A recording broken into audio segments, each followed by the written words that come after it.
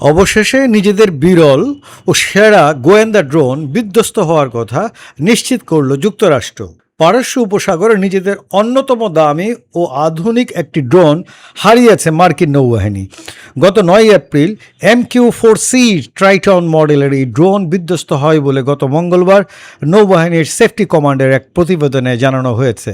তবে অভিযানের নিরাপত্তার স্বার্থে ড্রোনটি বিধ্বস্ত হওয়ার সুনির্দিষ্ট স্থান প্রকাশ করা হয়নি।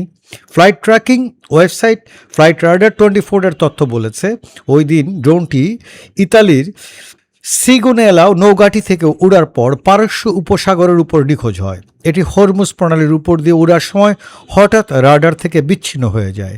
তথ্য অনুযায়ী ড্রোনটি 50,000 ফুট উচ্চতা থেকে দ্রুত 9,000 ফুটে নেমে আসে এবং এক পর্যায়ে সম্পূর্ণ যোগাযোগ বিচ্ছিন্ন হয়ে পড়ে।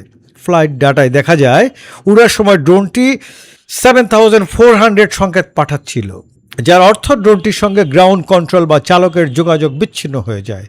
এর প্রায় 70 মিনিট পর এটি 7700 সংকেত পাঠায়, যা জরুরি অবস্থার ইঙ্গিত দেয়। সবশেষে 9250 ফুট উচ্চতায় থাকা অবস্থায় এটি রাডার থেকে হারিয়ে যায়। মার্কিন নৌবাহিনীর ড্রোনটি বিধ্বস্ত হওয়ার কথা স্বীকার করলেও এর কারণ সম্পর্কে এখনও কিছু জানায়নি। ড্রোনটির নির্মাতা প্রতিষ্ঠান নর্থ্রপ গ্রামান এটিকে বিশ্বের অন্যতম সেরা গোয়েন্দা ও নজরদারি মনুষ্যবিহীন বিমান হিসাবে দাবি করে। জেট ইঞ্জিন চালিত এই ড্রোন টানা 24 ঘন্টার বেশি আকাশে উঠতে পারে। ড্রোনটির পাল্লা 8500 মাইল।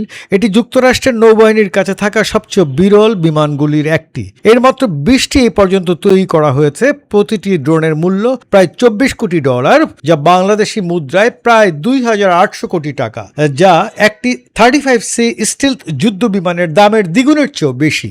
ধারণা করা হচ্ছে যে ইরানের হামলাতে এই ড্রোনটি বিধ্বস্ত হয়েছে।